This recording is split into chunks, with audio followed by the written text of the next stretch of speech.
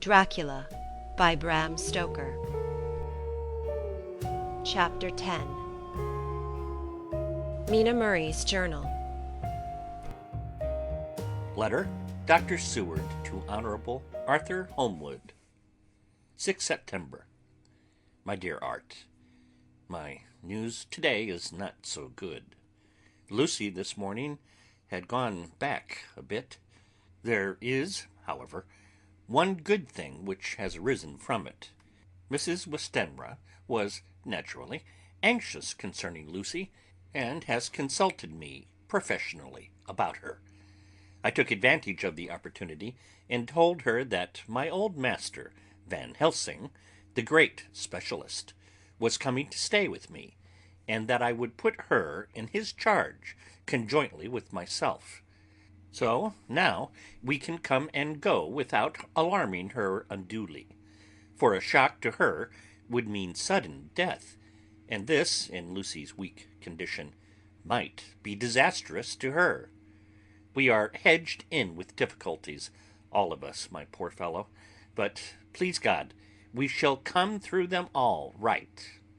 If any need, I shall write, so that if you do not hear from me, take it for granted that I am simply waiting for news. In haste, yours ever, John Seward. Dr. Seward's Diary, 7 September. The first thing Van Helsing said to me when we met at Liverpool Street was, "Have you said anything to our young friend, to lover of her?" "No," I said. "I waited till I had seen you, as I said in my telegram. I wrote him a letter simply telling him that you were coming, as Miss Westenra was not so well, and that I should let him know if need be." "Right, my friend," he said, "quite right. Better he not know as yet. Perhaps he will never know. I pray so, but if it be needed, then he shall know all. And, my good friend John, let me caution you. You deal with madmen.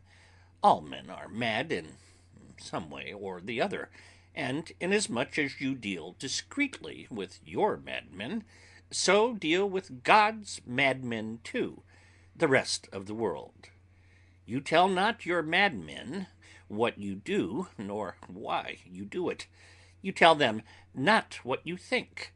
So you shall keep knowledge in its place, where it may rest, where it may gather its kind around it, and breed.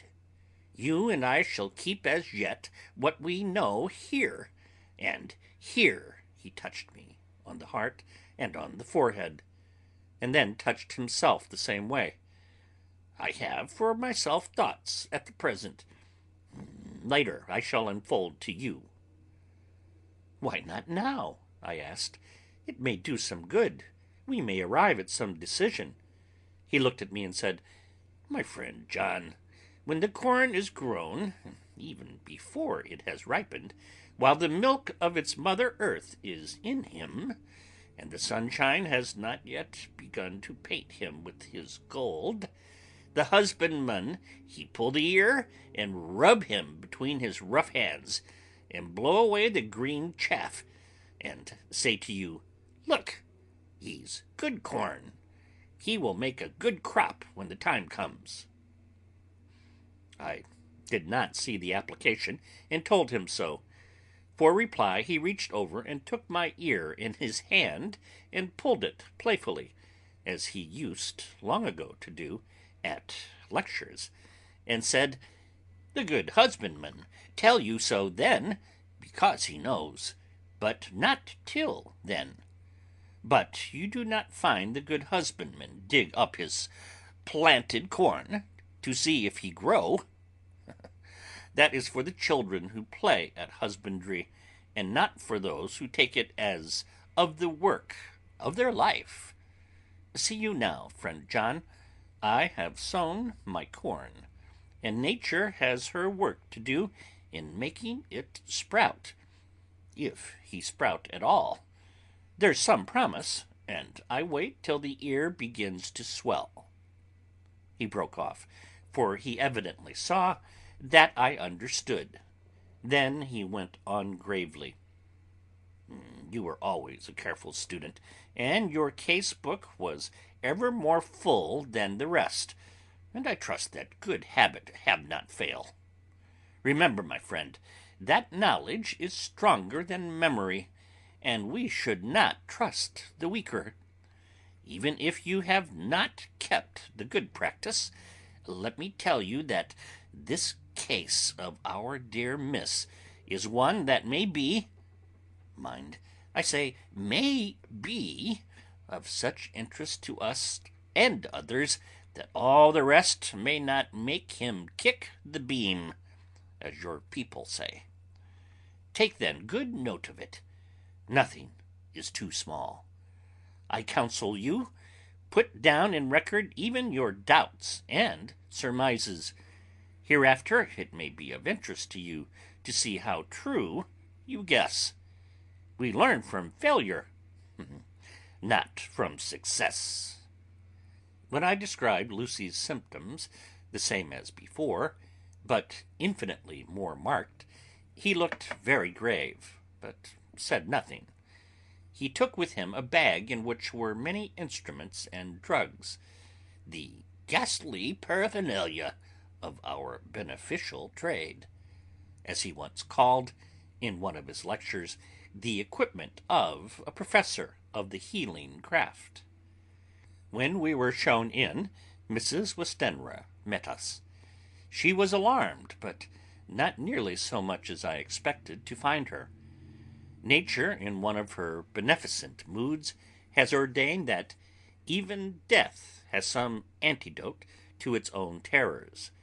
Here, in a case where any shock may prove fatal, matters are so ordered that, from some cause or other, the things not personal, even the terrible change in her daughter to whom she is so attached, do not seem to reach her. It is something like the way Dame Nature gathers round a foreign body an envelope of some insensitive tissue which can protect from evil that which it would otherwise harm by contact. If this be an ordered selfishness, then we should pause before we condemn anyone for the vice of egoism, for there may be deeper root for its causes than we have knowledge of. I used my knowledge of this phase of spiritual pathology, and set down a rule that she should not be present with Lucy, or think of her illness more than was absolutely required. She assented readily, so readily that I saw again the hand of nature fighting for life. Van Helsing and I were shown up to Lucy's room. If I was shocked when I saw her yesterday, I was horrified when I saw her today. She was ghastly, chalkily pale. The red seems to have gone even from her lips and gums, and the bones of her face stood out prominently. Her breathing was painful to see or hear. Van Helsing's face grew set as marble, and his eyebrows converged till they almost touched over his nose. Lucy lay motionless, and did not seem to have strength to speak, so for a while we were all silent. Then Van Helsing beckoned to me, and we went gently out of the room. The instant we had closed the door, he stepped quickly along the passage to the next door, which was open. Then he pulled me quickly in with him and closed the door. "My God," he said, "this is dreadful. There is no time to be lost. She will die for sheer want of blood to keep the heart's action as it should be. There must be a transfusion of blood at once. Is it you or me?" "I am stronger and younger, Professor. It must be me." "Then get ready at once. I will bring up my bag. I am prepared." I went downstairs with him, and as we were going, there was a knock at the hall door. When we reached the hall, the maid had just opened the door, and Arthur was stepping quickly in. He rushed up to me, saying in an eager whisper, "Jack, I was so anxious. I read between the lines of your letter, and have been in an agony. The dad was better, so I ran down here to see for myself. Is not that gentleman Dr. Van Helsing? I am so thankful to you, sir, for coming." When first the professor's eye had lit upon him, he had been angry at his interruption at such a time. But now, as he took in his stalwart proportions, and recognized the strong young manhood which seemed to emanate from him, his eyes gleamed. Without a pause he said to him, as he held out his hand, "Sir, you have come in time. You are the lover of our dear miss. She is bad, very, very bad. Nay, my child, do not go like that," for he suddenly grew pale and sat down in a chair almost fainting. "You are to help her. You can do more than any that live, and your courage is your best help." "What can I do?" asked Arthur hoarsely. "Tell me, and I shall do it. My life is hers, and I would give the last drop of blood in my body for her." The professor has a strongly humorous side, and I could from old knowledge detect a trace of its origin in his answer. "My young sir, I do not ask so much as that, not the last." "What shall I do?" There was fire in his eyes, and his open nostrils quivered with intent. Van Helsing slapped him on the shoulder. "Come," he said. "You are a man, and it is a man we want. You are better than me, better than my friend John." Arthur looked bewildered, and the professor went on by explaining in a kindly way. "Young miss is bad, very bad. She wants blood, and blood she must have, or die. My friend John and I have consulted, and we are about to perform what we call transfusion of blood, to transfer from full veins of one to the empty veins which pine for him. John was to give his blood, as he is the more young and strong than me." Here Arthur took my hand and wrung it hard in silence. "But now you are here, you're more good than us, old or young, who toil much in the world of thought. Our nerves are not so calm, and our blood so bright than yours." Arthur turned to him and said, "If you only knew how gladly I would die for her, you would understand." He stopped with a sort of choke in his voice. "Good boy," said Van Helsing. "In the not so far off, you will be happy that you have done all for her you love. Come now, and be silent. You shall kiss her once before it is done, but then you must go, and you must leave at my sign. Say no word to Madame. You know how it is with her. There must be no shock. Any knowledge of this would be one. Come." We all went up to Lucy's room. Arthur, by direction, remained outside. Lucy turned her head and looked at us, but said nothing. She was not asleep, but she was simply too weak to make the effort. Her eyes spoke to us. That was all.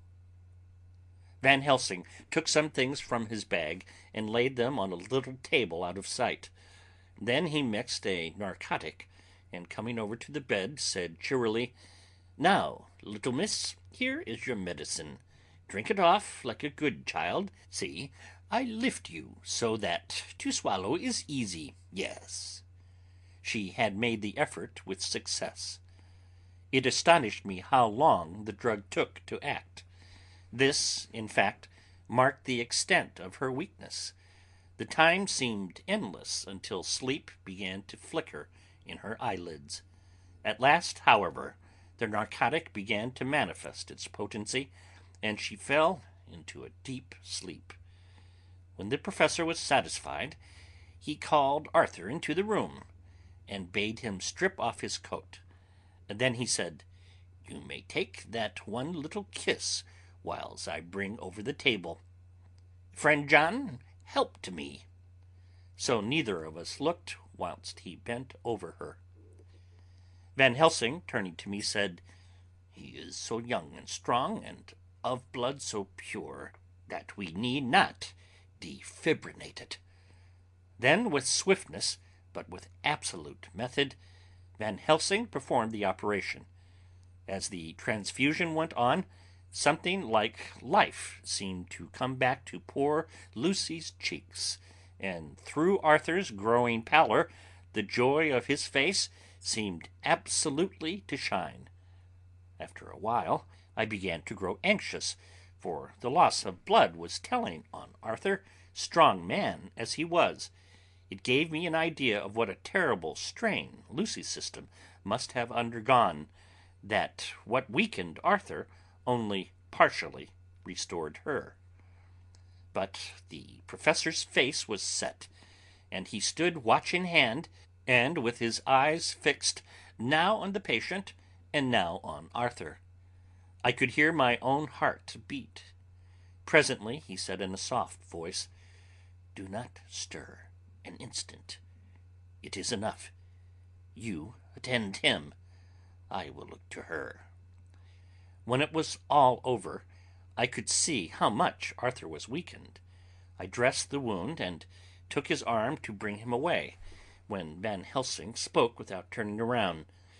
"The man seems to have eyes in the back of his head. The brave lover, I think, deserve another kiss, which he shall have presently."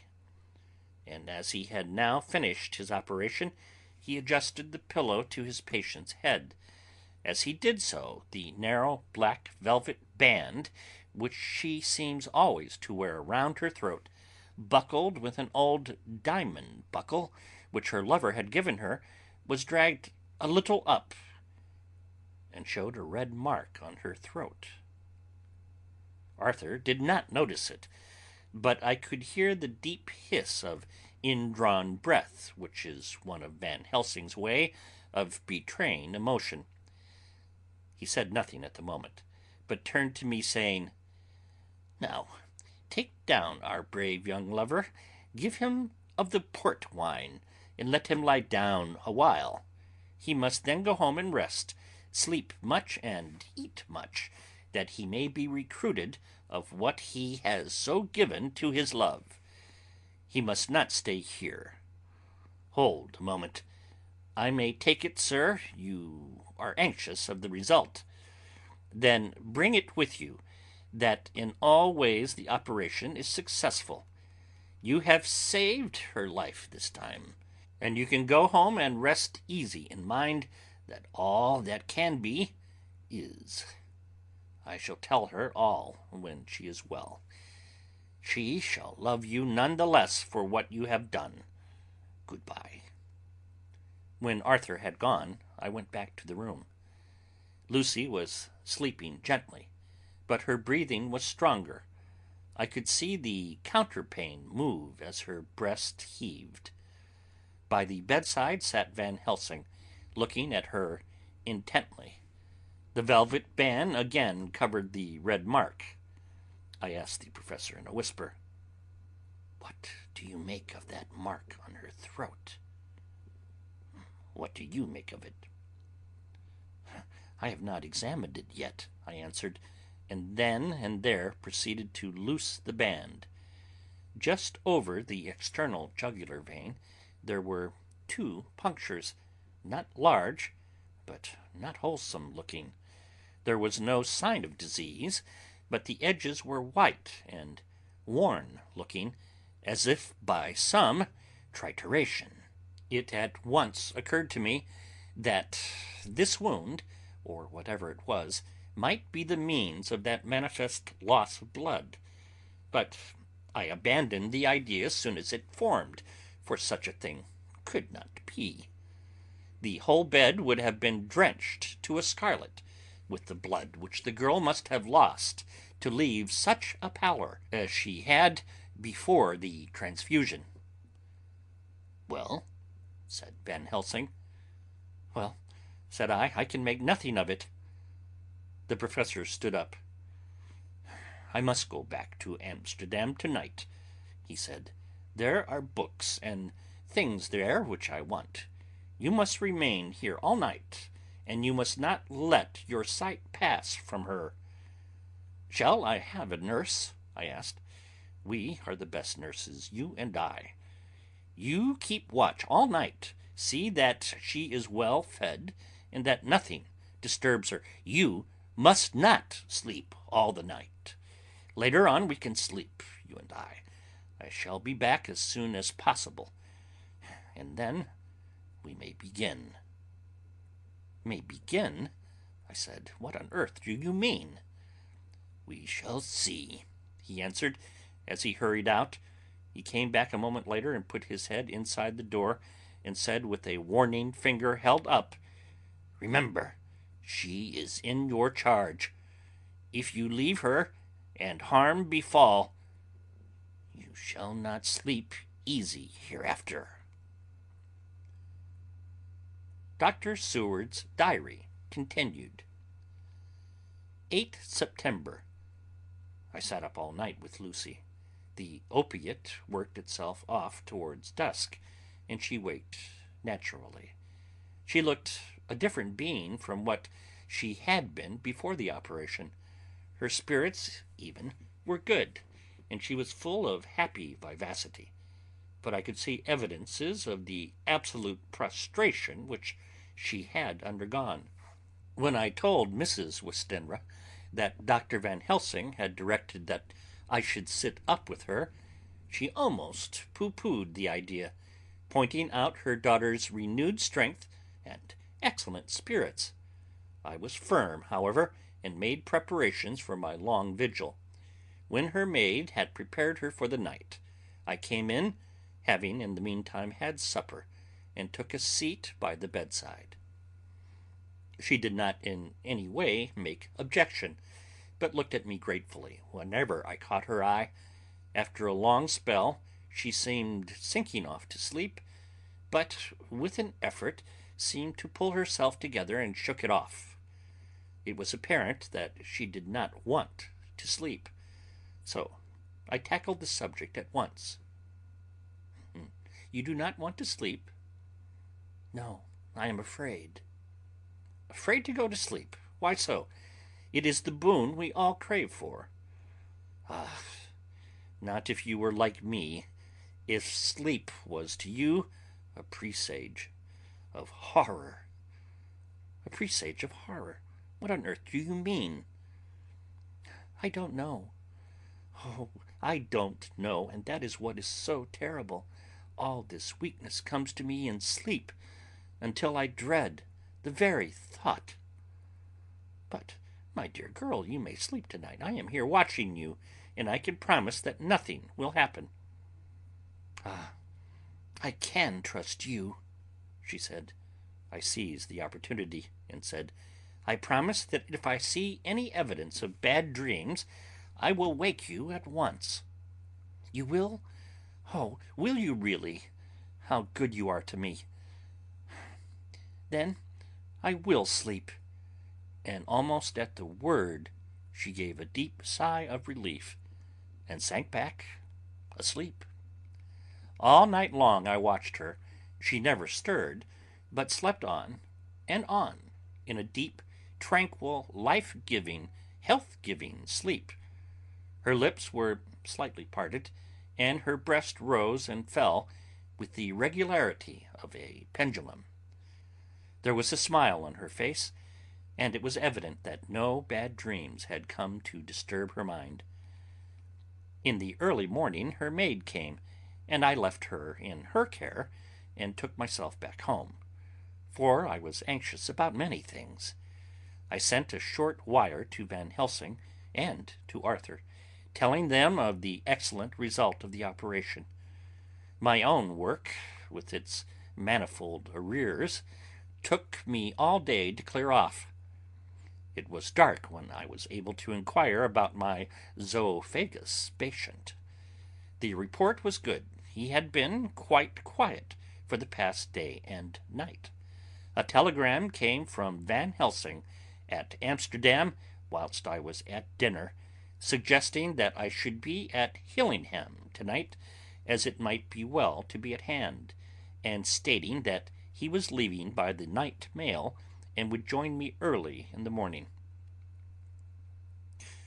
9 September.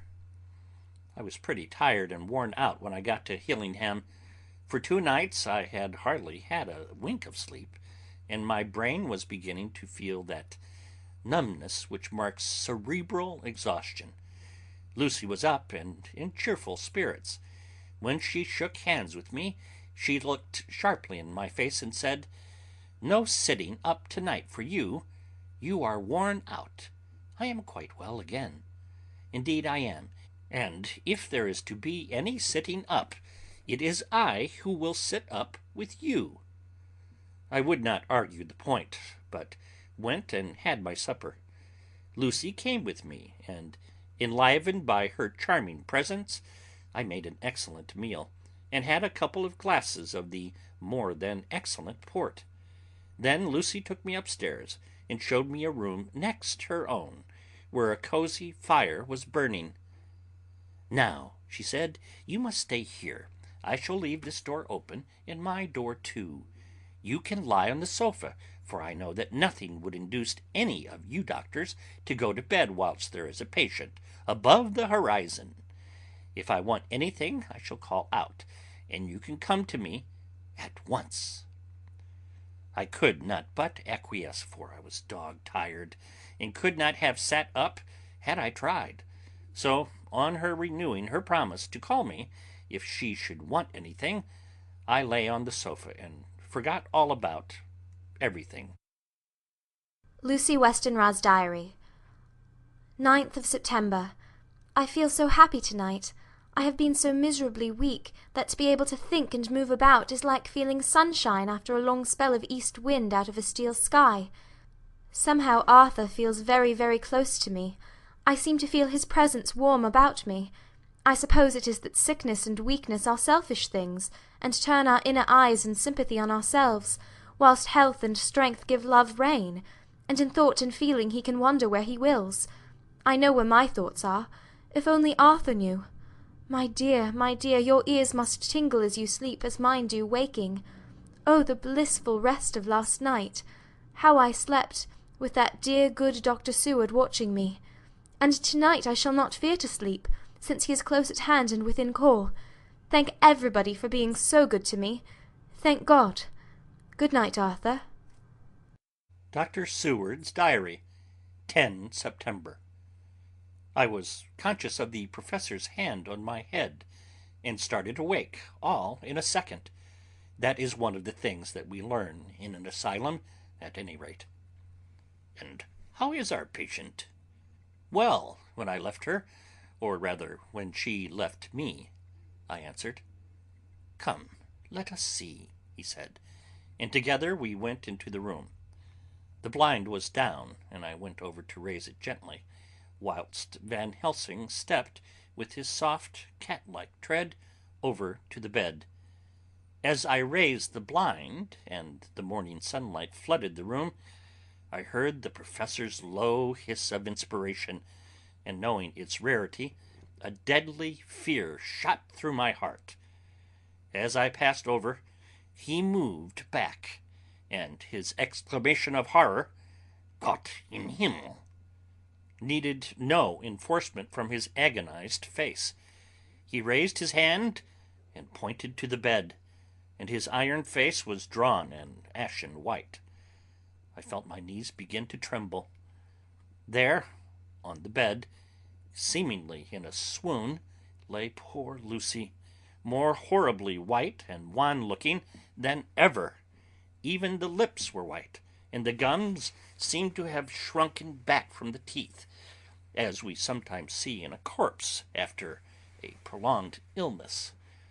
Van Helsing raised his foot to stamp in anger, but the instinct of his life and all the long years of habit stood to him, and he put it down again softly. "Quick," he said, "bring the brandy." I flew to the dining room and returned with the decanter. He wetted the poor white lips with it. Together we rubbed palm and wrist and heart. He felt her heart, and after a few moments of agonizing suspense said, "It is not too late. It beats, though but feebly. All our work was undone. We must begin again. There is no young Arthur here now. I have to call on you yourself this time, friend John." As he spoke, he was dipping into his bag and producing the instruments of transfusion. I had taken off my coat and rolled up my shirt sleeve. There was no possibility of an opiate just at present, and no need of one, and so, without a moment's delay, we began the operation. After a time, it did not seem a short time either, for the draining away of one's blood, no matter how willingly it be given, is a terrible feeling. Van Helsing held up a warning finger. "Do not stir," he said, "but I fear that with growing strength she may wake, and that would make danger. Oh, so much danger! But I shall precaution take. I shall give hypodermic injection of morphia."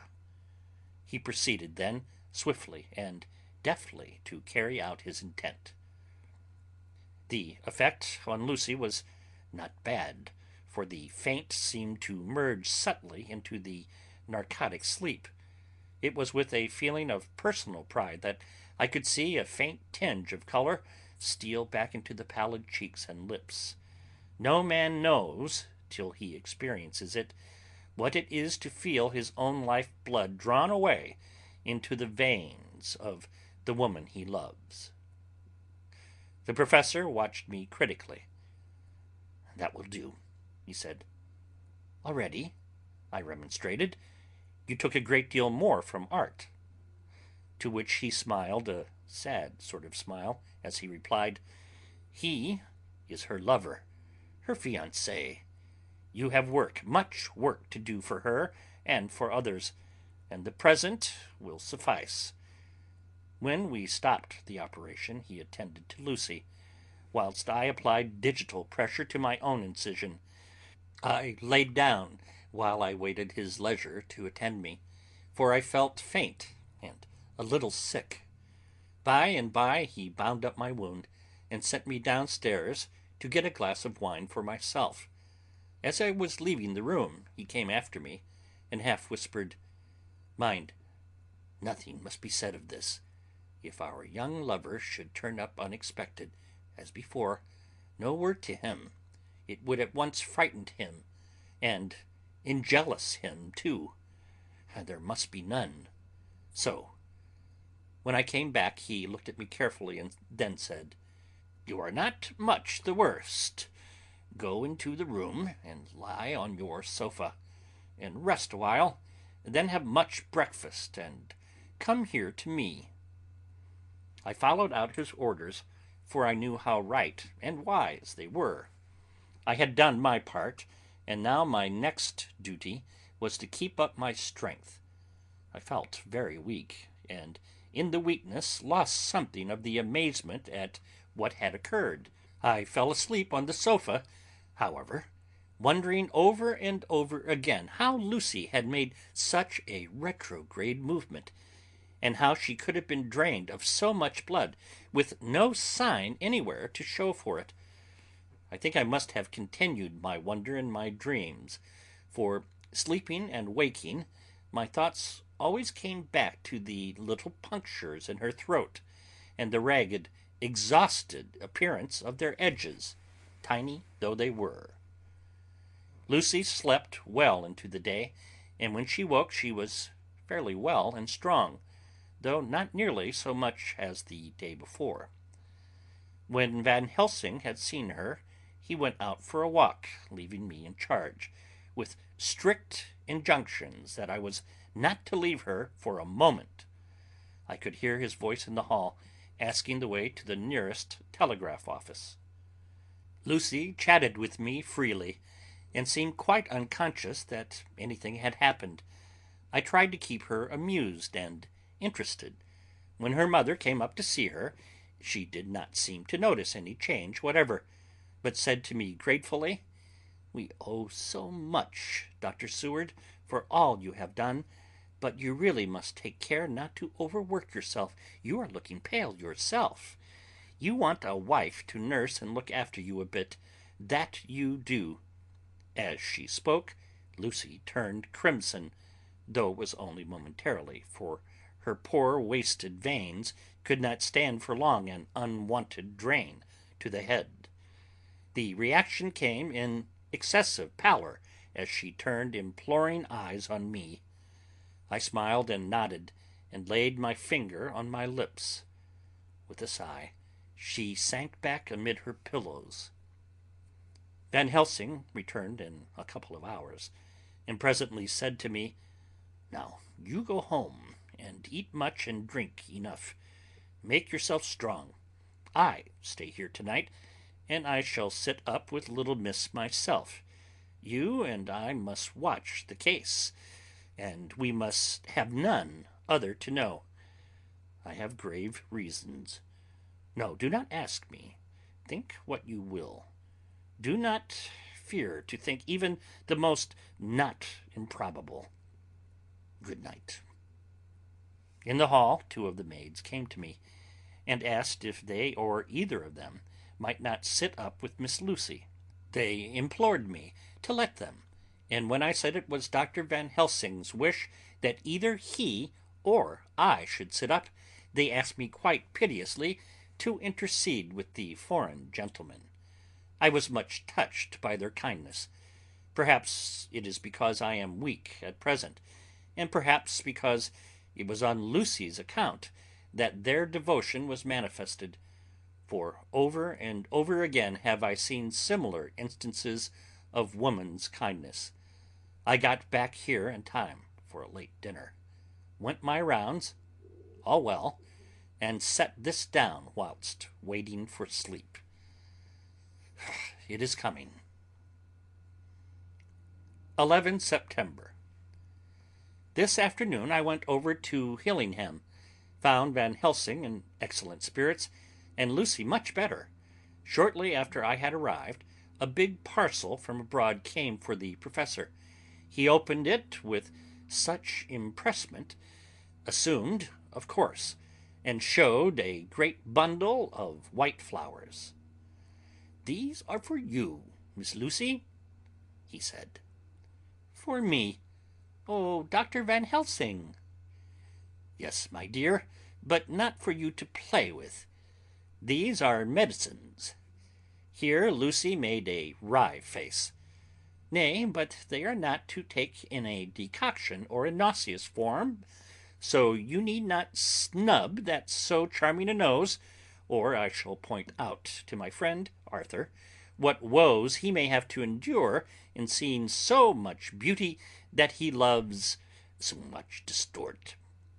Aha, my pretty miss, that brings the nice nose all straight again. This is medicinal, but you do not know how. I put them in your window. I make pretty wreath and hang them around your neck, so you sleep well. Oh yes, they, like the lotus flower, make your trouble forgotten. It smells so like the waters of Lethe, and of that fountain of youth that the conquistadores sought for in the Floridas, and find him all too late." Whilst he was speaking, Lucy had been examining the flowers and smelling them. Now she threw them down with half laughter and half disgust. "Oh, Professor, I believe you are putting up a joke on me. Why, these flowers are only common garlic."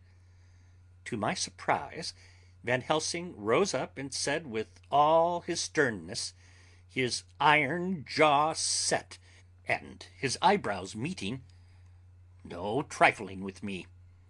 I never jest. There is grim purpose in what I do. and I warn you that you do not thwart me. Take care for the sake of others, if not for your own." Then, seeing poor Lucy scared, as she might well be, he went on more gently. "Oh, little miss, my dear, do not fear me. I only do for your good. But there is much virtue to you in those so common flowers. See, I place them myself in your room. I make myself the wreath that you are to wear. But hush! No telling to others that make so inquisitive questions. We must obey, and silence is part of obedience, and obedience is to bring you strong and well into loving arms that wait for you. Now, sit still a while. Come with me, my friend John, and you shall help me deck the room with my garlic, which is all the way from Haarlem, where my friend Vanderpool raise herb in his glass houses all the year. I had to telegraph yesterday, or they would not have been here." We went into the room, taking the flowers with us. The professor's actions were certainly odd, and not to be found in any pharmacopoeia that I had ever heard of. First he fastened up the windows and latched them securely. Next, taking a handful of the flowers, he rubbed them all over the sashes, as though to ensure that every whiff of air that might get in would be laden with the garlic smell. Then, with the wisp, he rubbed all over the jamb of the door, above, below, and at each side, and round the fireplace in the same way. It all seemed grotesque to me, and presently I said, "Well, Professor, I know you always have a reason for what you do, but this certainly puzzles me. It is well we have no skeptic here, or he would say that you were working some spell to keep out an evil spirit." "Perhaps I am," he answered quietly, as he began to make the wreath which Lucy was to wear round her neck. We then waited while Lucy made her toilet for the night, and when she was in bed, he came and himself fixed the wreath of garlic round her neck. The last words he said to her were, "Take care that you do not disturb it, and even if the room feel close, do not open the window or the door." "I promise," said Lucy, "and thank you both 1,000 times for all your kindness to me. Oh, what have I done to be blessed with such friends?" As we left the house in my fly, which was waiting, Van Helsing said, "Tonight I can sleep in peace, and sleep I want. 2 nights of travel, much reading in the day between, and much anxiety on the day to follow, and a night to sit up without to wink. Tomorrow in the morning early you call for me, and we come together to see our pretty miss, so much more strong for my spell which I have work. Oh!" He seemed so confident that I, remembering my own confidence 2 nights before, and with the baneful result, felt awe and vague terror. It must have been my weakness that made me hesitate to tell it to my friend, but I felt it all the more, like unshed tears. End of chapter 10.